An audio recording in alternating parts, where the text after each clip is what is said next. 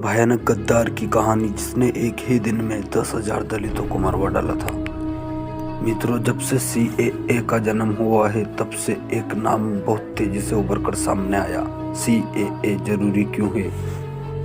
इसके लिए भाजपा के कई नेताओं ने जोगेंद्र नाथ मंडल का उदाहरण दिया।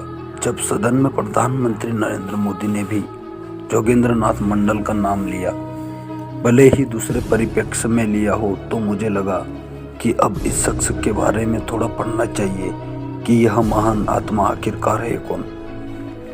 जोगेंद्र नाथ मंडल का जन्म 1904 में बंगाल के बरिसर जिले के महिषकड़ी के एक दलित परिवार में हुआ था।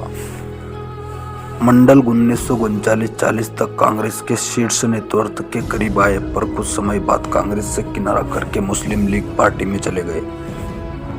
जोगेंद्र नाथ मंडल मुस्लिम लीग के खास सदस्यों में गिना जाने लगा। कारण यह था, मंडल अखंड भारत का बहुत बड़ा दलित नेता था, इतना बड़ा कि डॉक्टर अंबेडकर जी से भी बड़ा। कहा यह भी जाता है और इसके साक्ष्य भी मौजूद है कि डॉक्टर अंबेडकर को मंडल ने ही लॉन्च किया था। मित्रों, आपको यह जानकर हैरानी होगी कि पाकिस्तान का निर्माण दलित प्लस मुस्लिम के गठजोड़ के कारण हुआ था। आज जो लोग दलितों के शवगोतीस नेता जय भीम जय मीम का नारा दे रहे हैं, उनको एक बार मंडल को पढ़ना चाहिए। जय भीम जय मीम का पहला प्रयोग मंडल ने ही किया था और वह मंडल दलितों का बहुत बड़ा नेता था। आज के नेता तो कुछ नहीं है उसके सामने। यह समझ लो कि दलितों में मंडल की तूती बोलती थी। इसलिए तो जिन्ना ने मंडल को हाथों हाथ लिया, क्योंकि जिन्ना को पता था कि बिना दलितों के समर्थन के पाकिस्तान का निर्माण नहीं हो सकता। मित्रों, जोगेंद्र नाथ मंडल ने जिन्ना के साथ मिलकर पाकिस्तान के निर्माण की बात करने लगा और दलितों से यह करने लगा कि दलित और मुस्लिम के लिए एक अलग देश होगा, जहां हम लोगों का अच्छे से ख्याल किया जाएगा। अपना एक नया देश पाकिस्तान बनने के बाद हम सब दलित भाई भारत छोड़कर पाकिस्तान चलेंगे और बड़े आराम से वहां रहेंगे। जोगेंद्र नाथ मंडल ने अपनी ताकत से असम को खंडित कर दिया। बात 1947 की है। 3 जून 1947 की घोषणा के बाद असम के आइसलहेट को जनमत संग्रह से यह तय करना था कि वह पाकिस्तान का हिस्सा बनेगा या हिंदुस्तान का। उस इलाके में हिंदू मुसलमान की संख्या बराबर थी। हिंदू निर्णायक होता। जनमत संग्रह में वह हिस्सा हिंदुस्तान के पास ही रहता, पर जिन्ना की कुटिल चाल काम कर गई। जिन्ना ने मंडल को असम भेजा और कहा सारे दलितों का वोट पाकिस्तान के पक्ष में डलवाओ। ऐसा ही हुआ। मंडल के एक इशारे पर दलितों ने पाकिस्तान के पक्ष में वोट कर दिया, क्योंकि वहां दलित हिंदू ही बहु यातायात थे। इस प्रकार से असम का वह हिस्सा पाकिस्तान का हो गया, जो कि आज बांग्लादेश में है। बड़े ही उत्साह के साथ मंडल ने जिन्ना के साथ मिलकर पाकिस्तान का निर्माण किया तथा लाखों दलितों के साथ भारत को अलविदा कहकर पाकिस्तान चले गए। जोगेंद्र नाथ मंडल का अब मुसलमानों का कथित सहानुभूति का भ्रम टूट चुका था।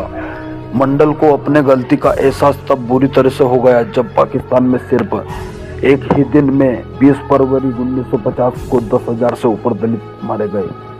और यह बात खुद जोगेंद्र नाथ मंडल ने अपने इस्तीफे में कही थी। जिन्ना के मौत के बाद एक लंबा चौड़ा इस्तीफा लिखा मंडल ने। उसमें दलितों पर हो रहे भयंकर अत्याचार का जिक्र किया और पाकिस्तान सरकार आंख बंद करके सब देखती रही। अंततः जोगेंद्र नाथ मंडल 1950 में उसी भारत में आकर शरण लिया जिसे कभी जय भीम जय मीम के लिए तोड़ दिया गया था।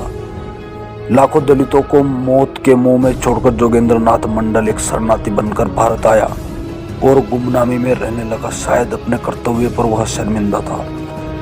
वही दलित हिंदू धीरे धीरे शरणार्थी बनकर भारत आने लगे। उन्हीं शरणार्थियों को भारत की नागरिकता देने के लिए मोदी सरकार ने नया कानून बनाया, सीएए।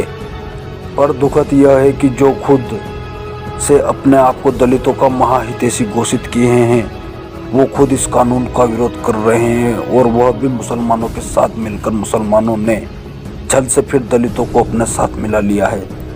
आज फिर जय भीम जय मीम का नारा गूंज रहा है। ऐसे लोगों से बस एक बात कहना चाहूँगा कि तुम मंडल के पैरों की धूल भी नहीं हो, पर मंडल का जो हश्र हुआ एक बार पढ़ लो, सारे भ्रम दूर हो जाएंगे। ये कोई कहानी नहीं है, मात्र कुछ दशक पहले का भारतीय इतिहास है। जय हिंद दोस्तों, मैं आपका दोस्त विक्रम इसी प्रकार आपको जानकारी देता रहूँगा। बीजेआरजी टीवी में आपका स्वागत। दोस्तों चैनल को लाइक सब्सक्राइब करें। धन्यवाद।